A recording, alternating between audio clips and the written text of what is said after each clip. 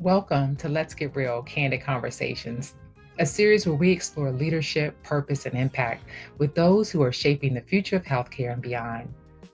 Hello, everyone. Welcome. I have a phenomenal guest, Dr. Alyssa Adams. She is a nationally recognized nurse leader, innovator, and educator, and she brings a wealth of experience in nursing entrepreneurship and leadership development. And I'm just going to open it up because I like to get straight to it. So, first of all, Dr. Alyssa, thank you for joining us. I want to start by asking you what about your perspective. So, what excites you most about the future of nursing?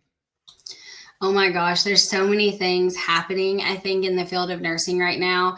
And I think if I was going to talk about like my top three, right, I'd be talking about digital literacy, I'd be talking about expanding nurses' role and nursing leaders' role within our health systems and our policy and advocacy as things evolve in the landscape of our country. And I'd be talking specifically about how nurse leaders communicate with their staff. So I have a big passion around digital communication and how we're going to build and foster that aspect of how we lead others in our roles and in our work. So I think if we were going to talk about what excites me, those are probably the three things. Okay, so I think you hit on a couple things, but one of the things that I remember most because we met a couple of months ago, as we talked, was about your passion for, I guess, leading us as nurse leaders into this social media space and how we should be utilizing that. Can you talk a little bit about your work around nurse leaders and social media? Yes. So I have the biggest passion for how we can really like elevate our presence and build our brand and really build our own recognition and platform with how we lead others through social media. I think everybody has this like fear that, oh, I'm going to get in trouble or I'm going to say something I can't get back. And well, the reality is you might. But that 1% chance shouldn't negate the 99% of good that can come from really showcasing some authenticity in who you are and how you lead. So I have spent, I would say, the last 3 to 4 years researching how nurse leaders interact with social media, what barriers there are to nurse leaders being present in social media, what barriers there are to our health systems allowing the practice of social media engagement, whether with our staff or with our leaders.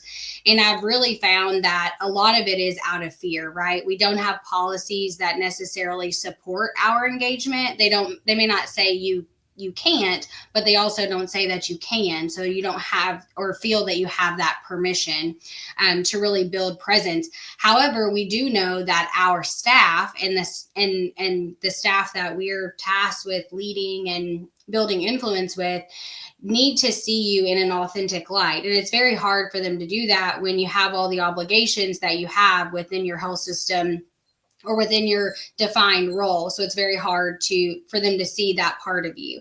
And having an online presence is that extension of your visibility, that extension of who you are as a leader. And so I've spent a lot of time crafting how we can help leaders to really build what your brand looks like, how you have authentic presence on social media, how you can build the positive nursing narrative into that. Because we do also know that there are some social media platforms where we see a lot of negative around the field of nursing, and we're seeing that impact how we recruit into our field. And we know that we need nurses in the masses. And so how can we as leaders really lead in all facets of that presence that is the forward face of our profession? Love that. Love that. So talk to me a little bit about innovation. So, because I think that that is where our space is, and you as an entrepreneur truly have experience in terms of innovation, clearly, because that's what entrepreneurs do is they create. Can you talk to me a little bit about innovation and how we as nurses can continue to innovate in our space of around nursing practice? Yeah, so I think personally, I think innovation happens many different ways and in many different spaces. So I think it's, in when you maybe you do build something of your own, but maybe you build something within your health system, right? So I think there's intrapreneurship, there's entrepreneurship, and all of those things can be part of how we innovate. I think it just depends on what fits for where you're at in your life, what it is that you have a focus on. But I think the key things like that I think about when I think about innovation are, what are my current resources? What is my goal? Like, what am I trying to accomplish? And then I kind of start to, I don't know if I'm a squirrel, or if I have a little some type of like ADHD or what. I've not been actually diagnosed, but I, tend to kind of have like idea generation just like constantly. So I have found myself like, I have a notes in my cell phone, like I'll have to pull it out. I have a Samsung Z Flip, if anyone's looking, and I have this note section, and I literally it's just ideas, and so I just put them in here, and then I go back to them, and I'm like, is there anything here that I have a real passion around, that I have resources that I can maybe start to see if there's something to it, right? Can I talk to other people? I think oftentimes people are afraid to have conversations with other people, but I think that's where you see your ideas grow, and they grow arms, and they grow legs, and they grow followers. And I think that's how you can really, build something. And so I just want to encourage nurses from all fronts to really kind of determine, what are your resources, where can you learn more, and spend time learning. Go out, look at places like, I love Beth Brooks from Nurse Capital. They're a nurse-led capital funding source. Look at them. They have things that they post on their LinkedIn, but go find just like resources where you can understand, like, what are other nurses doing, what products have they developed, what are the entrepreneurship opportunities that nurses are a part of, and just kind of learn that. I know ANA has an innovation center, and they have a lot of great resources. So I think just knowing, like, what are your resources, and what is it that you're looking to do? Are you looking to be an entrepreneur? Are you looking to be an entrepreneur? And what are the resources associated? Some organizations have some pretty amazing resources that they've amassed, as far as like partnering with engineering departments, and helping with product development, and various different types of resources for patents and things like that. So I mean, you'd be amazed when you dig, you might really unearth some gold.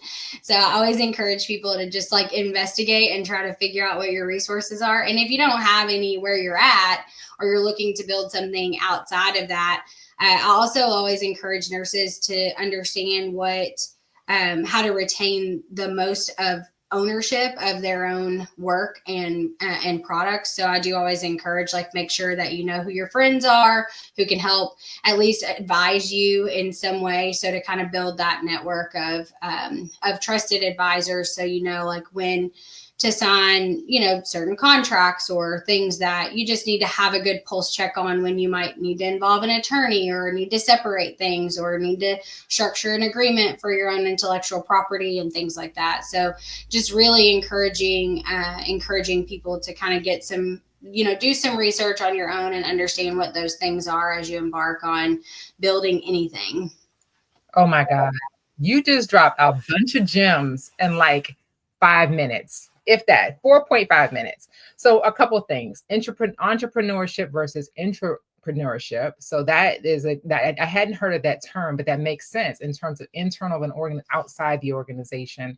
And I think your point around intellectual property is really important, because you're right. If depending on where you are and what space you're in, you do want to protect your intellectual property and understanding. And so doing it early in terms of having these conversations with, if your internal leadership and the legal piece and all of that in compliance, and then also making sure if you're doing something outside, I think the same thing is just as important in terms of legal counsel and guidance, and going to these partnerships and things like that. Just make sure you're protecting yourself. So thank you for that. I'm sure the listeners appreciate that as well. So I have to ask this question, because AI and digital transformation is just all over the place when you think about healthcare and how we can advance healthcare, and especially in nursing, how much we could do if we were to introduce AI.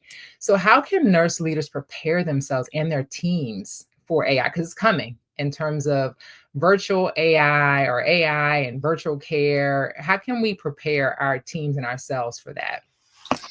So I'll be the last person to say that I'm an AI expert. Now, I love and live in AI, right? I love to have a chat GPT conversation with the best of them. But I think the most important thing to do is, number one, familiarize yourself. And number two, don't just say, no, it's not for us. Like, I think nurses need to really be embracing, what does this look like? How do we incorporate it? How do we learn about it? How do we figure out how it fits in practice? What does trust but verify mean? And how do we verify the information that we're getting or gathering from these tools? Versus just, the kibosh of, no, this is not for us, we're going to abstain. Because I think if we do that, one, we're really going to see our profession regress, and we're not going to see the progress that we know we want to see. But two, I think we're going to see other professions that will bring this into their work and move things further, faster. And then again, we're going to cause nursing to have some obsolete skill set. But nonetheless, the partners and the organizations that we will bring in and tools that we will utilize, our EHRs, they are already integrating these. They're already integrating components of AI into the workflow. So, it's best to embrace and learn and advise. So learn enough that you can say, like, yes, this is what is safe for patients, or no, this isn't, or yes, this is what will actually work in our workflows. Nikki Graham, she's a leader at OSF, and I had the pleasure of having her on my podcast. And she talked about practice-based evidence. And I think that's how we need to look at AI, right? Like, AI needs to be practice-based. So we need to begin to integrate it and test with it at the practice level so that it can be adopted and morphed and changed into what actually fits nursing practice, versus we're going to let someone else tell us how it fits. Because I think that's where we saw ourselves when the electronic health record was coming, right? Like, everyone was like, no, we don't want to make this change, or there were late adopters, or there were people who were tired out of the profession because they didn't want to be part of that change. But that change came and it swept our nation.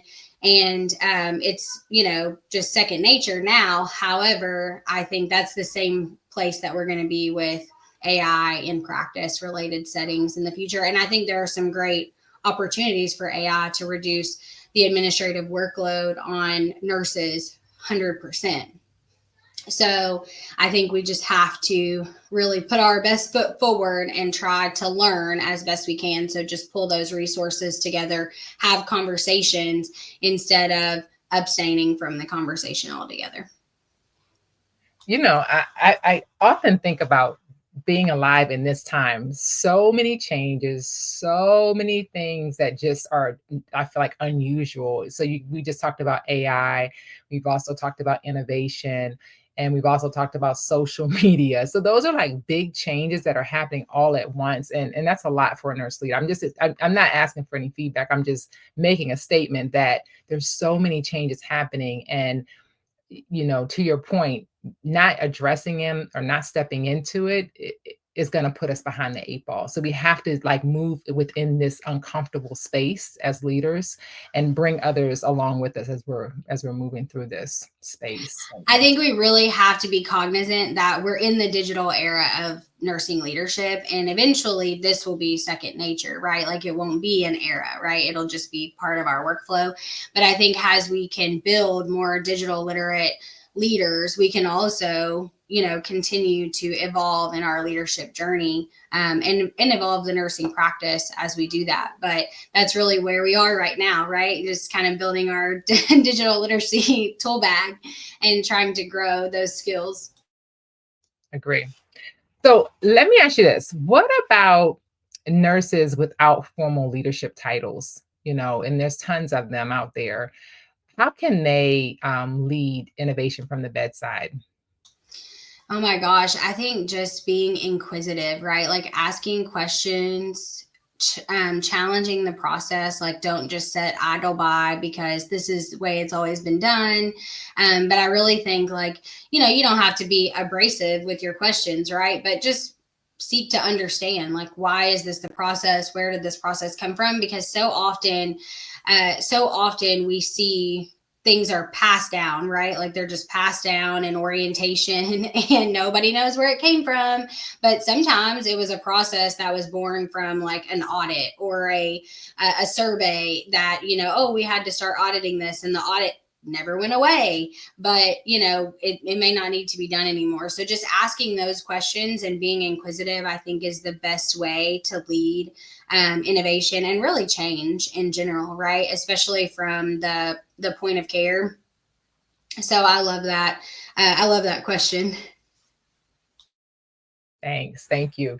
So one of my passions really is leadership, and I'm always like studying it. I mean, some people read like romance novels on the weekend, or I don't know what else other people read, but I don't read that. I read leadership books. That's what I read. And so I'm always curious about what other people think in terms of leadership. So a question I wanted to ask you is, what emerging leadership traits do you believe will be non-negotiable for the next generation of nurse leaders? Oh my gosh. Okay. So I think investing in your digital literacy, non negotiable. Expanding your leadership skills and your leadership competency, like base understanding, non negotiable. Building your influence online, non negotiable. Practicing inclusive leadership and staying curious, those are my non negotiables. Okay, y'all heard her. Dr. Alyssa said so. You make sure you guys are all doing those things as we continue to grow as nurse leaders. Thank you for those. So the other piece that I think is really important as nurse leaders, because we can't do it by ourselves, right? So I always say we must be strong within our own profession, then we can sit at the table with others, interprofessionals. So what role do nurse leaders play in breaking down these silos that are dividing interprofessional collaboration? I think I think the one thing that's really beautiful about nursing is we're cross generational, right? So that's really, we can have conversations from all points of view because of that. So it's really a diverse group that is together and has a large voice, collectively a large voice. I had a recent conversation with a colleague of mine, Jelani. She's a huge in nursing advocacy, and she shared that we have 6 million nurses, and our collective voice, how much power would it have? And so I think about that when I think about how we're going to break barriers and how we're going to have conversations with other disciplines. And I think it just comes with, like, naturally nurses are adaptable and innovative, and we're a diverse population and cross-generational. And I think that's how our discipline can really thrive in those conversations. So something else that I think is super, super cool about you is, and I learned this again when we met, is again, back to your innovative spirit, is the creation of the Rapid IRB. Can you talk to us a little bit, share with us like where the idea came from and what is the intent behind the Rapid IRB? Sure. So, truly in its early stages, and I'm glad we were able to have a conversation about it, right? That's where the beauty of, like, when you have an idea and you share it, then you can start to bring it to fruition. So, I had this, so I am a researcher. I consider myself a researcher. And a lot of the research, or I don't know if you want to consider research, but a lot of the studies that I've done are really exempt in nature, right? And so when I became an entrepreneur, or entered a role that was full time in entrepreneurship, I found limited resources to support really just getting an IRB approval, right? They were very expensive, the ones that were available in the market. And when you are an entrepreneur or you're trying to do something a little bit more independently, you might find, $3,000 or even $1,500 to $2,000 is a heavy lift to budget for. And I think about that also, when I was a director in the ED, I wanted to do more point of care studies, right? More practice-based studies. And I had a challenge with that because the IRB for even exempt roles what our exempt studies was $3,000. And so I was just like, how can we do more of these studies if it's not really economical, even for an organization with, deeper financial resources. So I thought, really we need an algorithm that will help us to quickly, examine, is your study, does it meet exempt criteria? The criteria is pretty black and white. So, does it meet the criteria or not? And then can I give you an automatic determination? And then you audit, of course, you audit the studies that go through the automatic determination just to make sure that you're not having a bunch of studies that aren't exempt getting some type of IRB approval, of course. So that's basically what Rapid IRB is. It's just a automatic, it's a algorithmic based exempt study review tool. You put your information in there, you put your name, your study, your organization, or what have you, where you're going to be conducting the study. And then if you meet the criteria, you get a letter determining that you've been approved, your study has been determined to be exempt, and you move forward.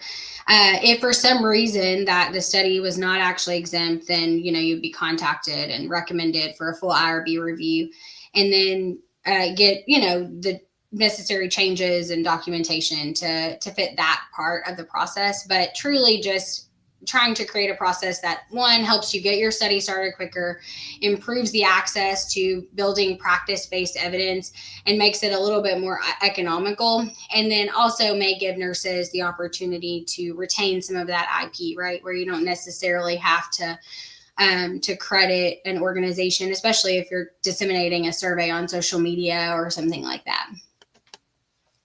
So I feel like that just ties nicely into what we were talking about in terms of social. And, one thing I always think about is, how do you measure your impact on social media? And so I think eventually there will be some kind of, I'm sure someone's going to create something where you can actually measure the impact of, you can do likes and things like that. But I think that there's got to be there's got to be more to that in terms of how you define or measure your impact on social. So there's so much out there that somebody can do, which is exciting. So yeah, I love to share with nurse leaders when you're building like your social media strategy, especially if you're looking at it from an internal perspective, tying to metrics that you're already tracking, like your nurse leader or your nurse engagement, your visibility scores, things like that, and how your digital presence will improve your actual the view and the perception of your presence in general as a leader. So those are some other things that you can think about. But I agree. I think there's going to be someone out there who's genius enough to figure out how we can better measure our impact. Yeah, I'm thinking about social impact, combining it with, science. So, I think there's tons of measures in terms of academic scholarship, right? And the number of reads or the number of downloads, combining that together to give you a score of impact. I think somebody's going to create that. Maybe, I don't know. I'm sure. These kids nowadays, or these young people nowadays, really have a lot of. They're brilliant. So I always say our future is very bright. Thank goodness. All right, I just have two more questions for you. One that is, what's one innovation you've seen recently that made you say, this is the future of nursing? Oh my goodness, this is the future of nursing. I think, well, number one, I had a great view of the future of nursing at the Innovators Row this year when I was at the AONL conference. Oh my gosh, so exciting to see the products and the businesses that nurses are leading. So I would definitely encourage anyone who's hitting up a nursing conference in the future to really dive in and see and be intentional about finding and seeking out your nurse-led businesses. So number one, plug. Number two, I saw here in Florida, so I live in Florida, and the Florida State University partnered with, hope I'm not going to destroy this, Samsung, to develop some hospital at home programs. And it was their nursing school, their dean of nursing, who partnered with them. And I thought, how influential that nursing is going to lead with arguably one of the most innovative technology companies and build what the future of hospital at home looks like. And they're partnering with a assisted living community and building out this hospital at home in this community. So I'm excited to see kind of what that's going to look like, because I definitely think that there are multiple hospital at home type programs, but I don't know how many of them are partnered with larger technology companies. So I'm excited to kind of see how does that change what these programs look like, and how does it change when the nurses are building what the program is going to look like. So that was very exciting for me to see. That sounds very exciting. That's really cool. That's cool. All right, my last question for the evening. What book, tool, or resources would you recommend to a nurse leader looking to stay ahead? So, resources, I think number one, you have to be part of your membership organization. So, and be engaged in a membership organization. I highly recommend that.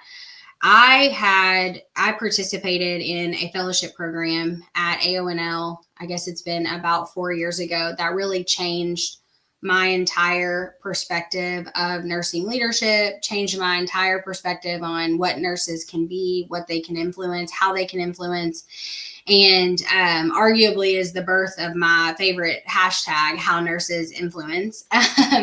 So please hashtag it so I can aggregate everything.